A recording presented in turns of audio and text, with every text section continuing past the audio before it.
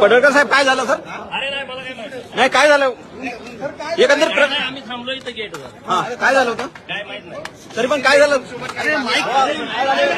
पडळकर साहेब काय झालं?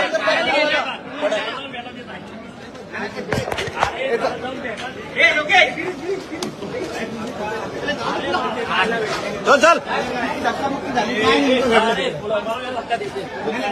बुम दे तुम्हाला काय शिवीगाळ केली होती, तुम्ही पण प्रत्युत्तरात शिवीगाळ केली. यानंतर आज नितीन देशमुख राष्ट्रवादीचे कार्यकर्ते आहेत आणि काय प्रसाद म्हणजे तुमच्या स्टाईलने असं म्हणावं. त्याला जाऊन भेटा बाबा. हा. मला काय विषय माहिती. पण गोपीचंद पडळकर ऍक्शन मोड मध्ये असं म्हणावं. तर सांगा. अरे बाबा मला काय माहिती नाही.